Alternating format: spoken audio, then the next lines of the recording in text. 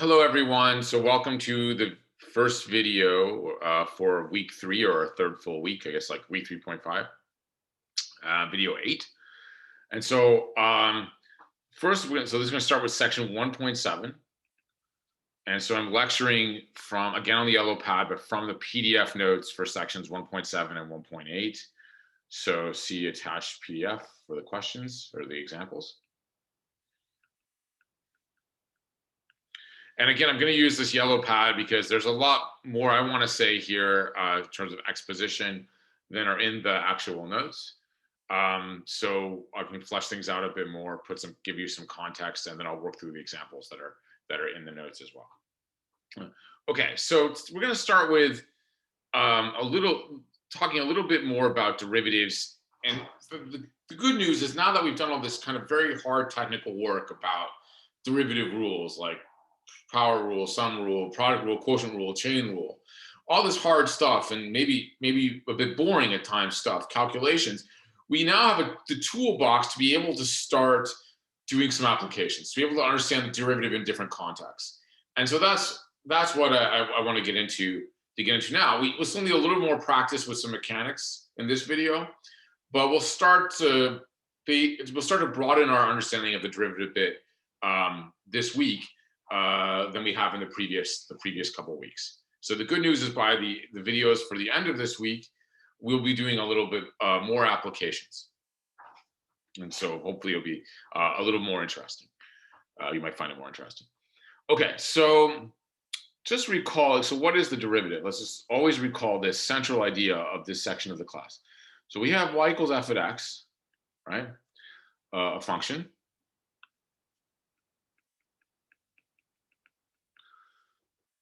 So the derivative of y equals f of x is another function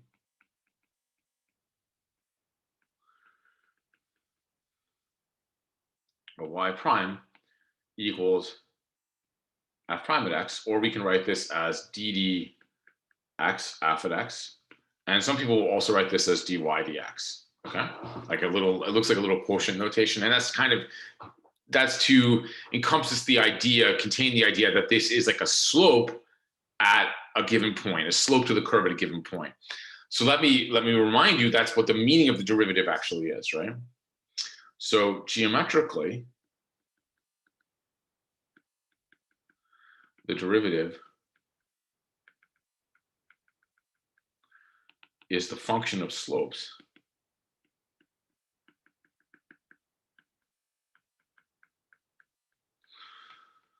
of f of x. That is to say that f prime of x is the slope, remember the slope of the tangent line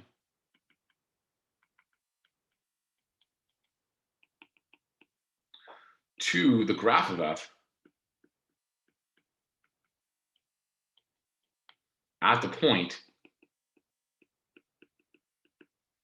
x f of x. So I've always drawn this kind of picture, but I can draw it again, and again, it's never bad to go through this again because this is kind of the central idea of this part of the class. So here's some function y equals f of x, and then you just pick some point, any point. So we can pick this point, say here.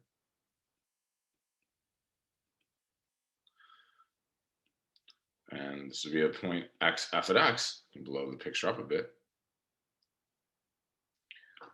And then if I draw, it's not the best tangent line, but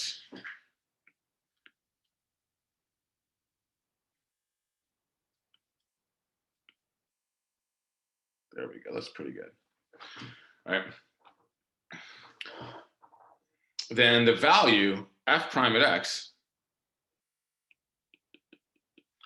is the slope of the red line.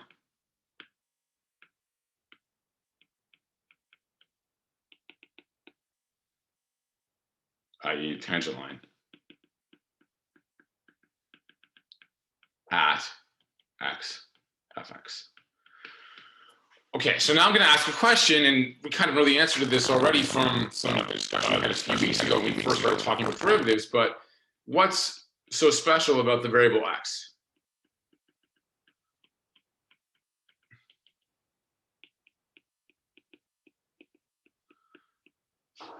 I mean, why are we always use this x? And the answer is that there's nothing special about it.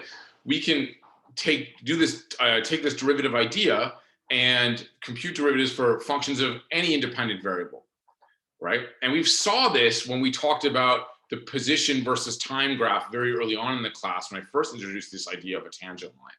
And we know that the slope of a tangent line to the position versus time graph gives you instantaneous speed of your car. And now in the language of derivatives, we can say the derivative of position function with respect to time variable is speed or velocity.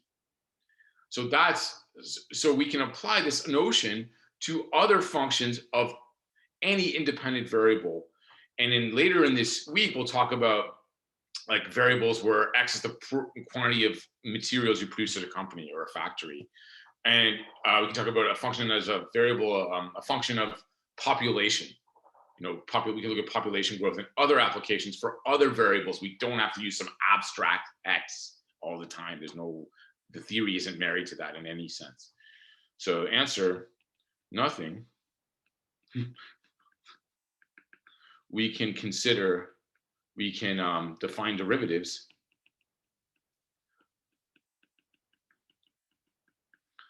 for any function of any independent variable,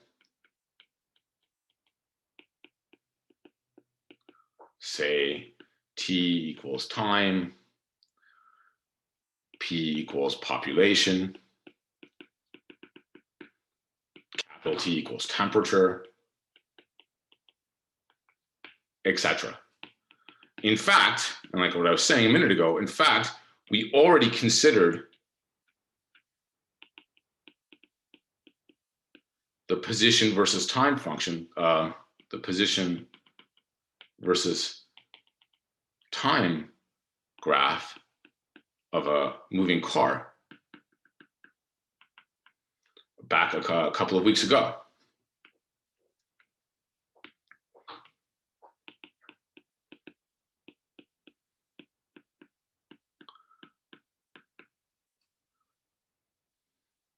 So if you remember, I was saying back then, it was this like thought experiment that we did.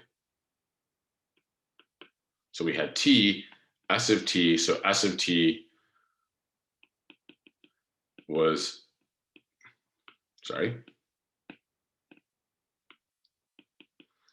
was position of car after t hours.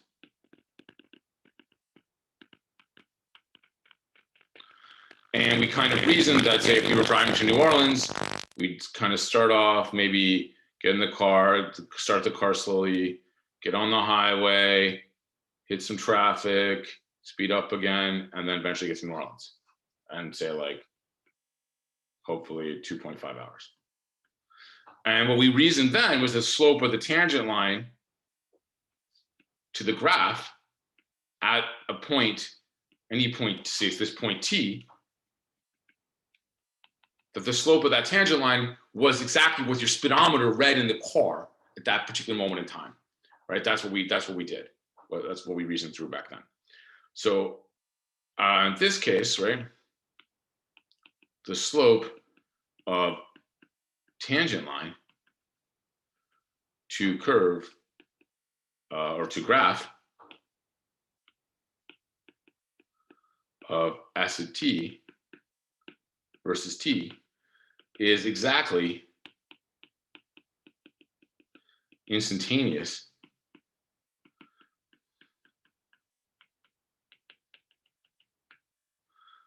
velocity, or what your speedometer, or what, if you want to think of it this way, I mean, there's a slight difference between velocity and speed I won't get into right now. I'll save that for physics, but for all intents and purposes, you can think of it in this example, or what your speedometer is reading that's just kind of a speed.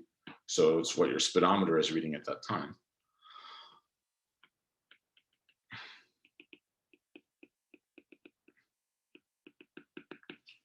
Okay, now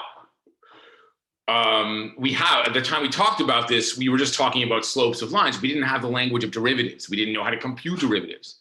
But now we know all that jazz, right? So now we can say that, the derivative of the position function with respect to time is velocity.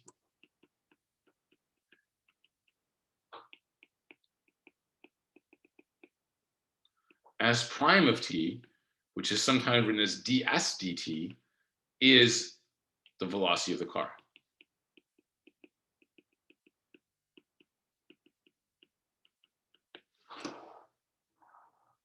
And so we can actually write, so using physics kind of notation, so we would say v of t, or the velocity of the car, is s prime of t equals ds dt.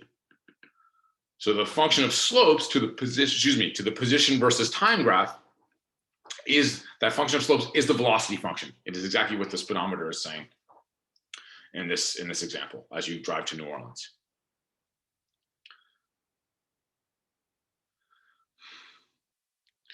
Okay, so we've seen this idea of taking derivatives with respect to different independent variables.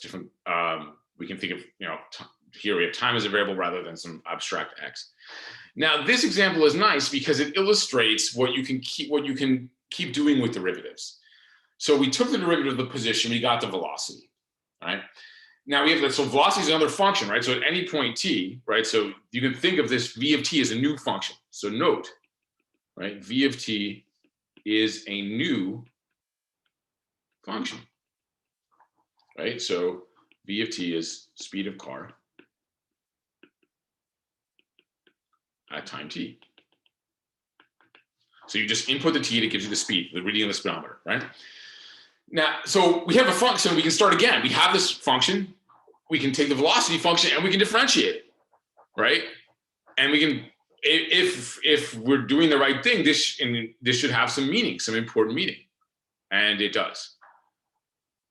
So since v of t is a function, we can differentiate it.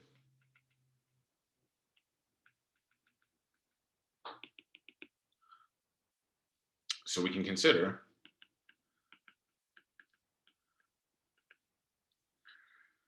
v prime of t equals dv dt. And this would be the slope to v of t versus t graph. Let me clean that up a bit. At an arbitrary time t.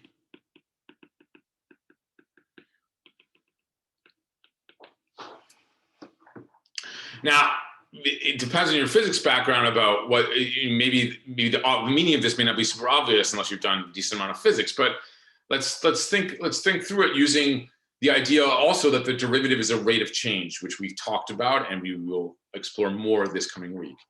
So recall also, right, that the derivative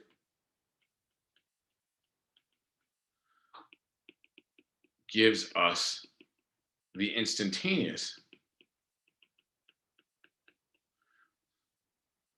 rate of change of v as a function of t at an arbitrary point.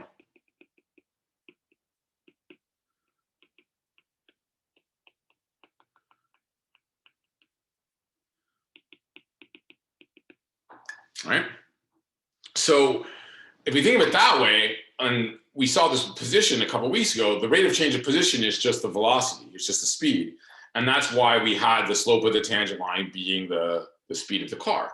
If you do the same thing with velocity, what's the rate of change of velocity, right? So think intuitively. So the rate of change of velocity would mean how you're speeding up or maybe slowing down, right? So you're speeding up really, really fast, you'd expect a high, very steep positive slope of the v of t graph, and this v of t function would be a very large positive value, right? V prime of t function. Or if you're coming to a stop, you'd expect that you're slowing down, so the velocity is actually decreasing. So you'd expect this to have some negative value. But if that rate of change of velocity that measures the quantity that's measuring how you're speeding up and how you're slowing down, like the magnitude of how much you're speeding up or slowing down, in physics, that's acceleration. So the rate of change of velocity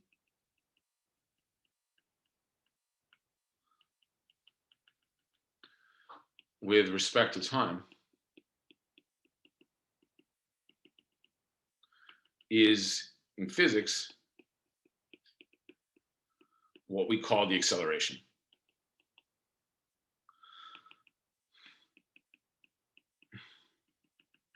of the object,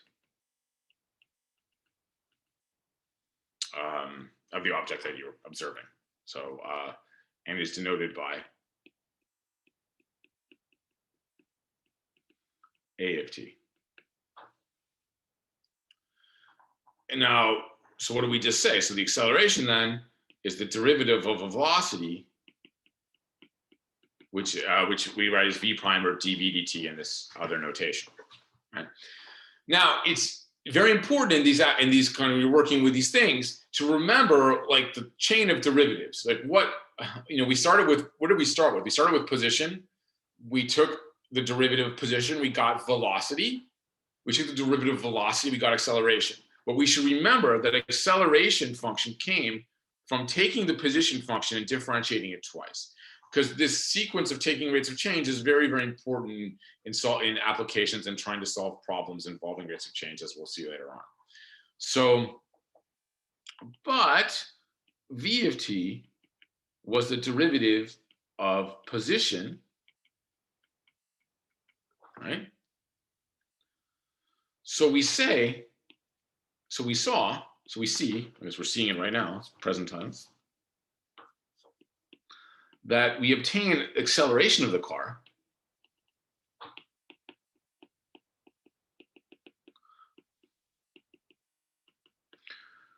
by differentiating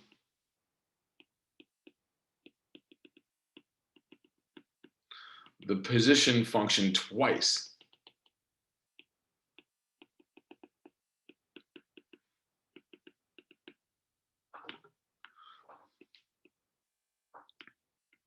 We differentiated twice.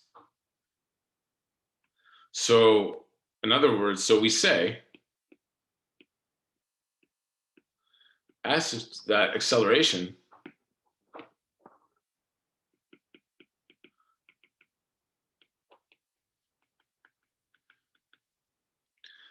S of t, A of t, sorry, is the second derivative of position.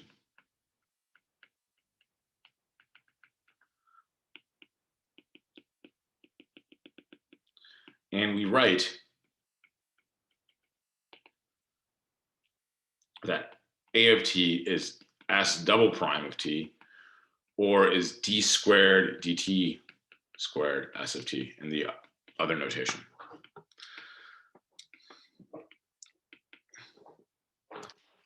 And so it's a very important kind of thing to remember. I'll state the general case in a second. But I should just say we can keep going. I mean, why stop here, right? We can, so A of t is this acceleration is a function of time.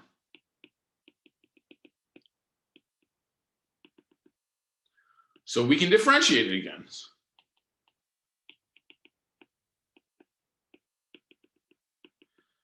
It's with respect to time.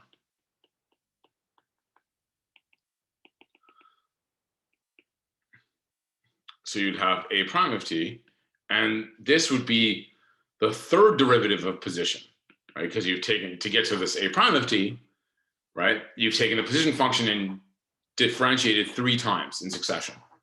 And that's written like this, which is kind of awkward. So t cubed dt cubed s of t. And physically, this is also important. So this is called the jerk. And the reason it's called the jerk comes from Newton's second law. I don't want to go too much into the physics, but if you have done some physics, force is sorry, acceleration is proportional to force. So F force is mass times acceleration. F equals m times a. And so the derivative of acceleration tells you something about the derivative of the force on the object, how the force is changing. And so that's thought of as the jerk on the object out of the car in this case. Okay, so, and after you could, and again, you could keep going, but after you get beyond the second, and really in many cases after the second, but certainly for our purposes after the third derivative, you don't get quantities that you might be super useful for understanding the graph or applications. So, so I should say from this examples of this type of thing of taking a function and constructing these higher derivatives, second, third derivative, this can be done in any abstract setting, again, with our friend, the variable x. So let me just review that in just a quick moment. Okay, so let's talk about general higher derivatives.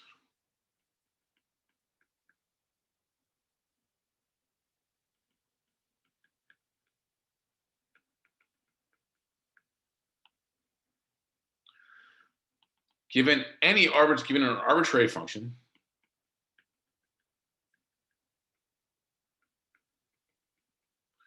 y equals f of x, we can construct its first, second,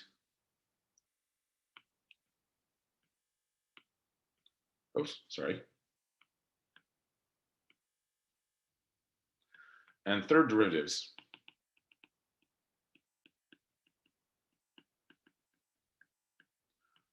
Much as we did for the position example.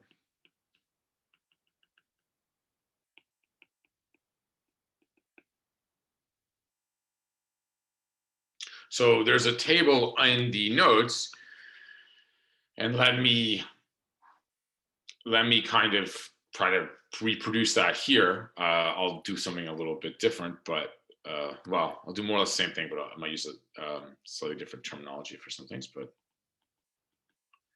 so notation, function,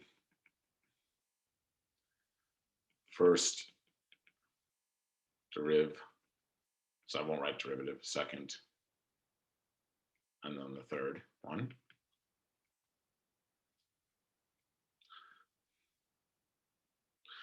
So there's a so-called prime notation. This was developed by Newton. So elsewhere you might hear this called Newton's notation. And then there's this DDX notation, which we've been also using. This is called Leibniz notation. So calculus was developed simultaneously by two different people, Newton and Leibniz, and they were writing to each other. Historians kind of debate if maybe one stole the ideas from the other, but no one's really made sense of that. But anyways, we can just we won't have to get involved in that debate. But it's, you know, if you're interested about it, it's kind of an interesting story. You can read about it. Okay, so in a Newton's notation, you write your arbitrary function as f at x. Your first derivative is f prime at x. So that's the derivative of f, the slope of the tangent lines to f. Your second derivative is f double prime at x, 2 primes. That's the slope of the tangent lines to f prime, the derivative of this guy. And then you can do the third one, you have 3 primes. And so that would be the slope of the functions of slopes of the tangent lines to f double prime. So and I'll do the little physics example again, so you see what what we can summarize what we did in those examples. But for general functions, what these mean in terms of f, right, has to do with what f is measuring. And so there's no general statement for what these things actually mean conceptually. And we'll see in examples what they mean and how you interpret them.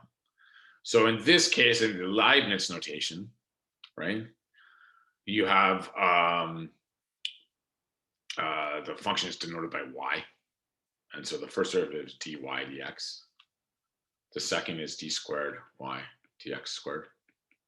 And the third is d cubed y dx cubed. d cubed y dx cubed. Okay, and so, and I should just say here, I'll add, oh, sorry, the Leibniz got below where it's supposed to go. Oh, the Leibniz spelled that way. So this last column will do this physicsy stuff. So this is physics. So position function. So now variable is t instead of x, so position. The first derivative, and I like for the physics to do either notation, but because I see. Well, sorry, I said for the physics, I like to kind of, you can do whatever you want, but I like the Leibniz notation because it tells you what the units are. So if you think of position as like miles, you know, s is being in miles per t hours, then from the Leibniz you see miles per hour as a rate of change of position with respect to time in hours, but it's awkward to write sometimes. So then you could also have the second derivative of position, right? And then that's, of course, this guy. And the third derivative of position. Oh, sorry, clean that up.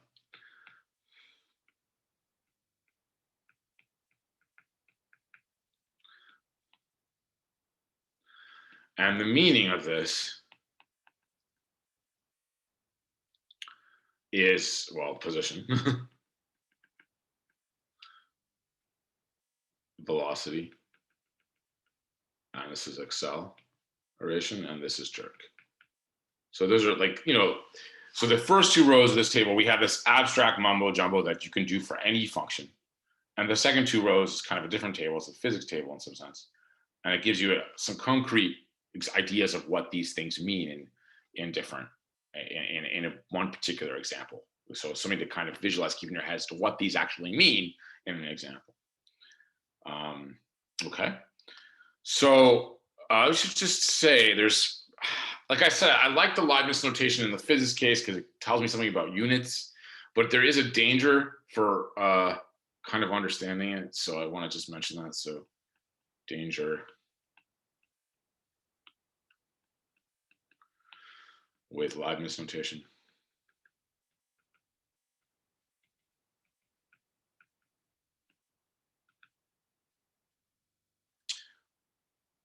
Okay, so what's the danger?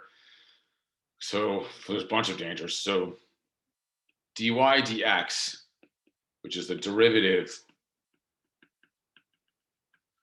of y with respect to x,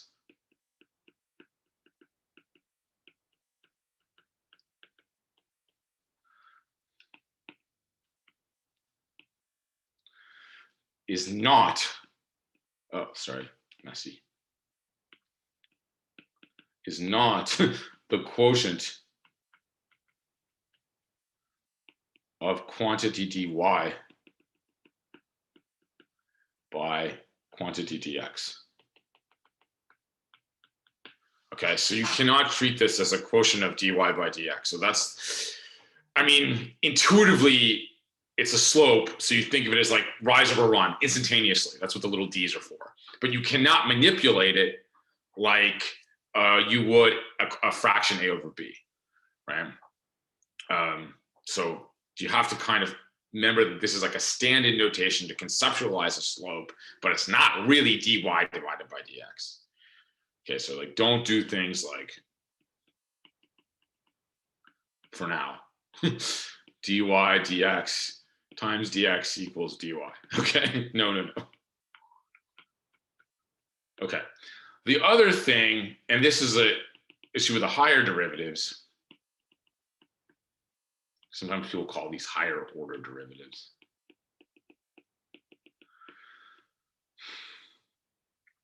I would be, so you have d squared dy dx squared. This is not equal to, don't think of this as dy dx squared.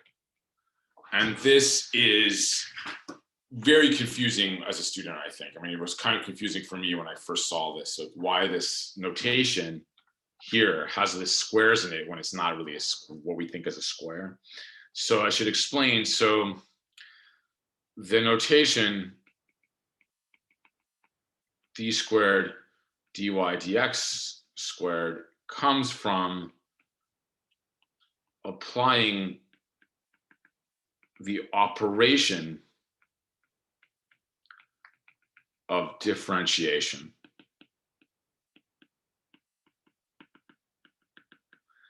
d dx to the function y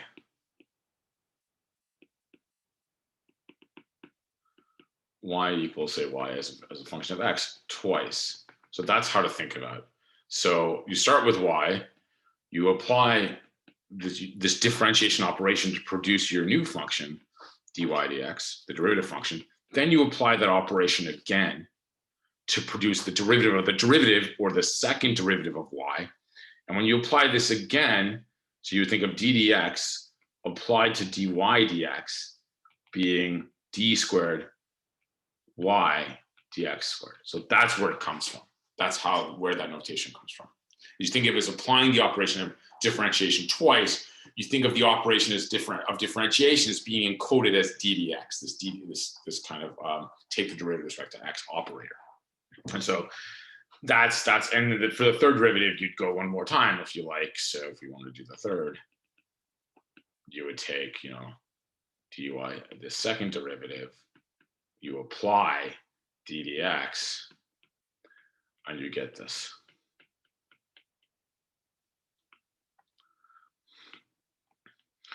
Okay, so I took almost half an hour to explain what's in the first two lines of the notes and to give you some context for that, but I wanted to do that. So I'm going to skip the example where you differentiate this p functions. Hopefully now you get a sense that whatever independent variable you use, it doesn't matter. Derivative is the same thing. Same rules apply. But I want to do the examples where we have to deal with the higher derivatives and all this other jazz in the bottom of page 1 of the notes and page 2.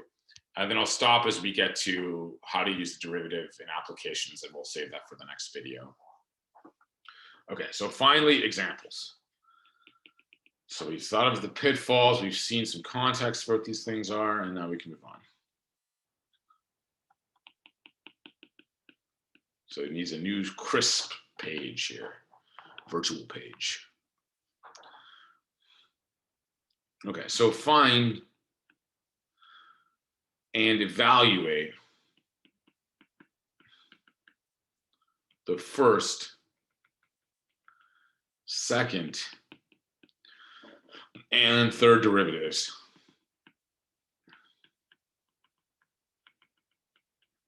at a given point.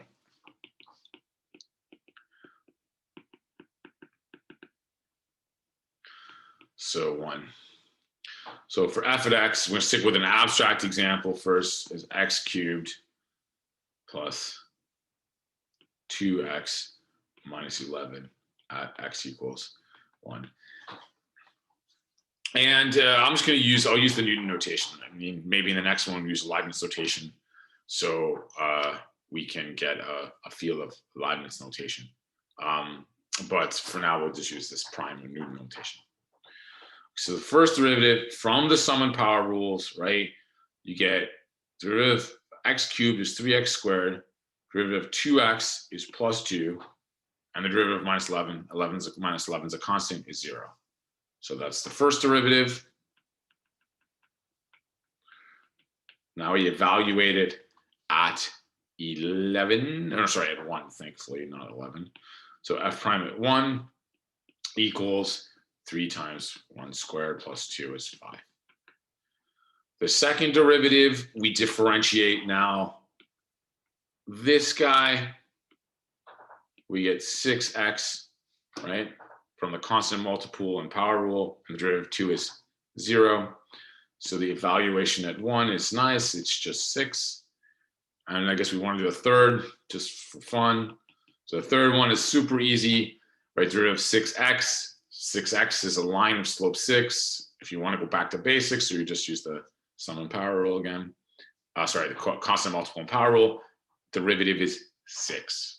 So that's a constant function 6. So for all x, the slope of this function, the second derivative is 6. So f triple prime evaluated at 1 is 6. So that was kind of anticlimactic, maybe. So make sure you're kind of cool with that. Okay, so a second example. So for the second example, okay, we start with this function, which is a function of, there's a whole bunch of crap in here. So we have capital T x cubed plus 3x capital P plus capital T to the 5. We want to find the derivatives, the first, second, third derivatives with respect to the variable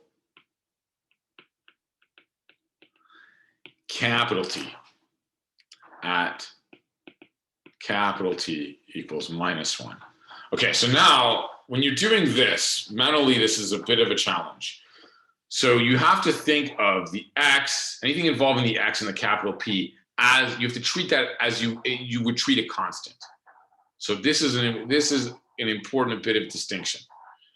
So even though we know what derivatives mean, implementing it in a situation like this is not something we've done. So to do this,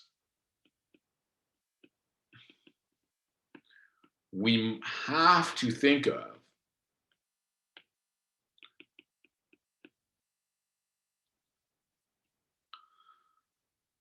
anything, any expression of x or p as a constant, because these things do not depend on t. As far as capital T is concerned, these expressions are constant. So let me take you through how to do this slowly. So I'll use the Leibniz notation. So d capital T will be d dt tx cubed plus 3xp plus t to the 5th. Okay, so go back to basics. We use the sum rule. So the derivative with respect to capital T of the quantity tx cubed plus the derivative with respect to capital T of 3x to the p plus the derivative with respect to capital T of t to the 5th. Now, as far as capital T is concerned, x cubed is a constant. This entire expression is a constant. And then this just only involves capital T. So we know how to handle the last one. So to the first one, x cubed is a constant. So by constant multiple rule, we can pull out the x cubed from that expression. Now, this whole thing is a constant. It does not, as far as capital T is concerned, it does not depend upon t at all.